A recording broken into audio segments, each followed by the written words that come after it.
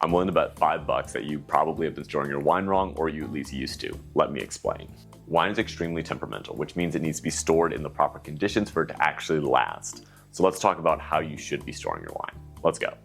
Make sure you tag or send this to a friend who needs to learn how to store their wine. Number 1, wine does not like light. So storing it next to a big window like this, or big lights like this, you want to make sure you're storing your wine in a dark spot. Keep it away from natural light and artificial light. Both of these can start to develop some faults in the wine and just make it taste a little bit flat, and no one wants a flat wine.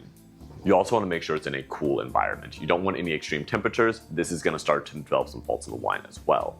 Along with that, you want to make sure it's in a consistent temperature, because any extreme shifts, that's going to cause some issues. So that means keeping it away from things like high top shelf cabinets like this, because the temperature is going to fluctuate if something's this high up.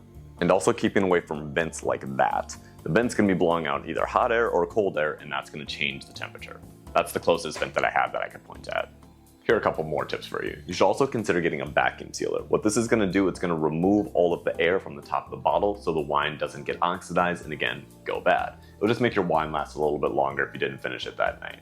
I know, corks are for quitters, but for some of us, we kind of need this cork. Also, don't be afraid to store your wine in a closet. It's going to be cool and it's going to be dark. Just stick it on the floor, kind of out of the way, so it doesn't get jostled around and you don't accidentally kick it, because that's no fun. Don't be afraid to use your refrigerator either. If you open a wine and you're storing it in the fridge, it's going to keep it cool, it's going to keep it dark, but if that wine is open, make sure you don't have any weird foods going on, because that can start to mess with the wine a little bit.